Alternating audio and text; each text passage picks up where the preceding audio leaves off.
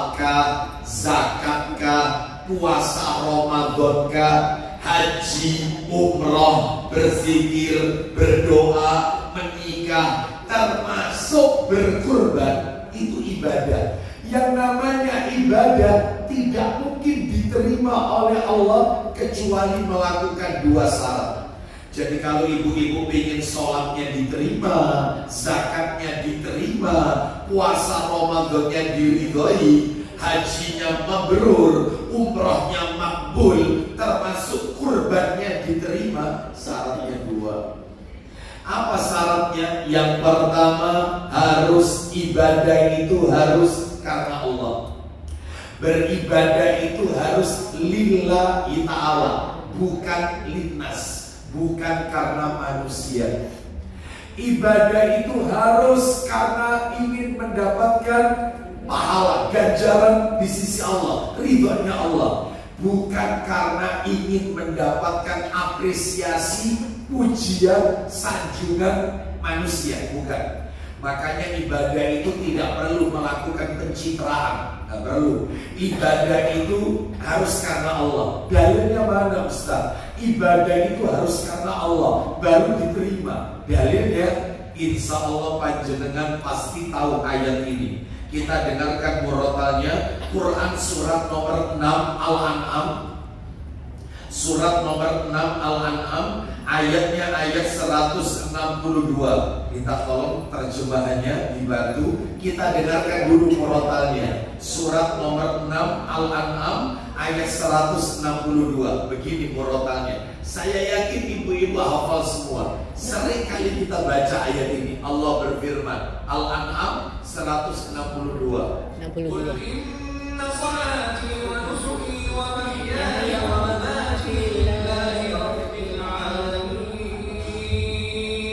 Pernah mendengar ayat ini? Inna sholati wa nusuki wa mahyaya wa mamati lillahi rabbil alamin, bukan linnas. Silakan ibu terjemahannya. Katakanlah Muhammad, sesungguhnya sholatku, ibadahku, ibadahku termasuk kurban, bagian dari ibadah. Lanjut. Hidupku dan matiku hanyalah untuk Allah, Tuhan seluruh alam. Berarti ibadah harus karena Allah. Ada yang tanya kemarin, Ustaz, ada nggak orang berkurban tidak karena Allah? Banyak. Orang berkurban tidak untuk Allah, banyak.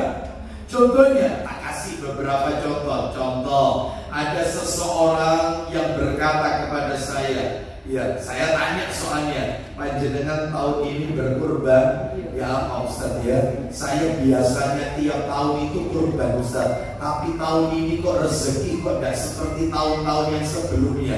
Cuman saya kalau tidak kurban ini ya tidak enak sama orang ini, karena saya sudah tiap tahun biasa kurban. Nah kalau tahun ini saya tidak kurban, saya sungkan, tidak enak saya. Nah, berarti selama ini dia berkurban bukan karena Allah, karena ingin mendapatkan pujian dari tetangga, masyarakat sekitar. Ada lagi contoh yang lain, Ustaz. Ya, Ustaz kan lihat kan hewan kurban yang di depan masjid itu? Ya, saya lihat. Jangan yang dilihat kambing Ustaz, sapi yang dilihat. Oh iya, yang paling besar Ustaz. Oh iya, itu kurban saya Pak Ustaz.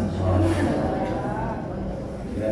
Ria, ibadahnya tidak karena Allah. Ada lagi kurbannya bukan karena Allah. Contoh, maaf ini, saya mohon maaf, yang dilakukan oleh sebagian orang, tapi bukan di sini, di luar sana. Dia berkurban, menyembelih seekor kambing, tetapi untuk sesaji. Ada nggak yang seperti ini? Entah itu dibuang di lautan larut sesaji, entah itu dibuang di kawah Gunung Merapi atau di Gunung Bromo sebagai persembahan, hasil panennya bagus. Maka ini semua sembelihan bukan karena Allah, tapi karena selain Allah. Berarti masuk kategori syirik. Nah makanya ibadah harus karena Allah Subhanahu wa ta'ala. Baik, sekarang yang nomor 2 syaratnya. Kita masih di nomor 1 ya, seputar kurban secara fikih nomor 1. Saya sebutkan kurban kan ibadah. Ibadah kalau ingin diterima syaratnya 2. Syarat pertama sudah kami sampaikan. Syarat kedua harus mengikuti petunjuk tuntunan Rasulullah Sallallahu Alaihi Wasallam. Mana dalilnya? Minta tolong Sahih Muslimnya dibuka. Minta tolong dijadikan nomornya 1701. Nomor 1701. Ya, posisi hadis ada di sebelah kanan. Dari Aisyah radhiyallahu anha, dia berkata, Rasulullah sallallahu alaihi wasallam bersabda, "Man amila amalan laisa alaihi amruna fahuwa raddun." Silakan Ibu dibantu. Dari Aisyah radhiyallahu anha, katanya Rasulullah sallallahu alaihi wasallam bersabda. Nah, kita dengarkan isi sabdanya. Apa itu, Ibu? Siapa yang mengamalkan suatu amal ibadah yang tidak pernah kami lakukan. Nah, siapa yang mengamalkan suatu amal ibadah yang aku tidak pernah melakukannya, kata Nabi, maka amalnya itu ditolak. Nah, diterima. Berarti ibadah harus mengikuti petunjuk Nabi Sallallahu Alaihi Wasallam. Baik, itu nomor 1 ya. Baik, itu nomor 1, pelajaran seputar kurban yang nomor 1. Yang nomor 2, pelajaran seputar kurban dari sisi fikih ya. Yang nomor 2 sekarang, hari raya kurban itu disebut dengan Idul Adha. Ada pesawat kiblat, itu yang paling afdal, hadap kiblat. Baik, sekarang lanjut pelajaran nomor berapa? 20. Yang ke-20 adalah menyembelih onta adalah dengan berdiri. Onta itu berdiri. Sedangkan menyembelih sapi dan kambing harus ditidurkan atau direbahkan. Jadi ibu-ibu, mohon maaf, onta itu kalau disembelih itu tidak ditidurkan. Jadi kepalanya dihadapkan ke arah kiblat, dihadapkan ke sana kepalanya. Langsung nanti disembelih tembolnya yang paling bawah. Nah, jadi dalam keadaan berdiri itu yang benar. Justru kalau onta ditidurkan itu malah mendolimi onta tersebut. Sapi juga begitu. Sapi dalam keadaan berdiri disembelih mendolimi sapi. Makanya sapi ditidurkan, kambing juga itu ditidurkan. Khusus onta berdiri. Belum pernah lihat onta disembelih? Bukan itu. Sudah pernah ya? Berdiri. Ya. Terus kemudian nomor berapa ini? 21. Nomor 21. Doa yang dibaca ketika menyembelih. Nih ibu-ibu, harus dihafal doa ini. Kalau suami panjenengan menyembelih sendiri, kurbannya, maka baca doanya Bismillahi wallahu akbar. Allahumma hada minka walaka anni. Allahumma taqabbal minni. Artinya, saya artikan, Bismillahi dengan menyebut nama Allah, wallahu akbar dan Allah maha besar.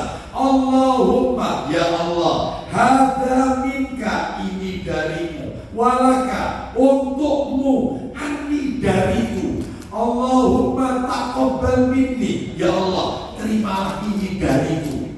Langsung disembelih. Tapi kalau tukang jagal diserai menyembelih hewannya orang lain, beda bacanya begini. Bismillahi wallahu akbar. Depannya sama, depannya belakangnya atau beda. Bismillahi wallahu akbar. Allahumma hada minka walaka an. Bapak fulan, ibu fulan disebut satu persatu. Allahumma taqabbal an. Bapak siapa, ibu siapa disebut. Ya apa ini dengan menyebut nama Allah dan Allah Maha Besar. Allahumma hada minka, ya Allah ini adalah darimu, walaka untukmu, an dari bapak siapa, sebutkan ibu siapa. Allahumma taqabbal an, ya Allah terimalah ini dari siapa, disebutkan lagi nama-nama. Mestinya begitu, tukang jagal harus hafal. Ya.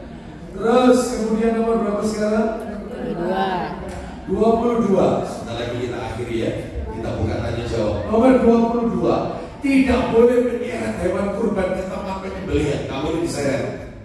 Bu, maaf. Onta itu binatang paling nurut. Itu kalau dipegang talinya, Anda bawa kemana saja, ikut dia. Bahkan kalau saya lihat di tempat penyembelihan onta di Mekah, itu satu dipegang, kepalanya diarahkan kiblat, teman-temannya yang lain itu ikut ke arah kiblat semua. Nurut onta itu. Dan ibu-ibu harus tahu, onta itu binatang pencemburu. Iya. Kalau kita ganggu pasangannya, ya, pasangannya kita ganggu, istrinya itu, pasangannya kita ganggu, itu Anda pergi keluar kota meskipun 1 bulan 2 bulan, Anda balik lagi, Anda tetap akan diserang. Karena wajah Anda terekam sama dia, pencemburu. Makanya kalau ada suami pencemburu, benar-benar saya nggak bilang kayak gitu. Itu yang benar, itu memang harus pencemburu lah, boleh. Ya, dibiarkan istrinya. Kamu sama siapa? Dari mana? Itu ya, baik. Terus onta itu kalau jalan beda sendiri. Ibu pernah lihat kucing? Kucing itu kalau jalan kanan kiri kanan, sebagaimana layaknya manusia kalau jalan tangan kanan mengayuh, kaki kiri melangkah, kan gitu ya. Nah, kanan kiri kan. Kalau onta tidak, kaki depan kanan melangkah, kaki belakang kanan itu melangkah, jadi begini. Dua. Itu onta. Belum pernah lihat onta jalan? Lihat YouTube, lihat YouTube. Lihat YouTube. Onta itu kalau jalan, jadi kanan, kiri. Nah, kalau kita pas belakang, begini kan salah Bu ya. Ya, itu onta itu. Dan manusia kan kalau dia sejalan, hewan yang lain kan gini. Ya, kanan kiri. Kalau onta tidak, kanan kiri. Belum pernah kita YouTube. Lihat YouTube. Peralihannya istimewa onta. Bu, sapi binatang nurut. Anda pegang tali sapi, Anda tarik kemana saja, itu sapi itu. Tapi kalau kambing Bu, Anda pegang talinya, Anda tarik, berontak dia. Itu kambing. Makanya ibu-ibu harus tahu di dalam kitab Sahih Bukhari, seluruh para nabi dan rasul itu pengembala kambing, bukan pengembala onta. Kenapa Pak Ustaz? Seakan-akan Allah hendak mengajarkan kepada para nabinya, sebelum kau sabar menghadapi umat, kau harus sabar menghadapi hewan yang satu ini. Ya, karena susah diatur. Makanya kalau ada anggota majelis taklim pesona ilmu, wakil aturan nih. Saya nggak bilang kayak pedus, enggak. Bilang kayak kambing, enggak. Ya, saya katakan harus sabar. Ada sendiri yang bilang kayak kambing. Sekarang nomor berapa? 3.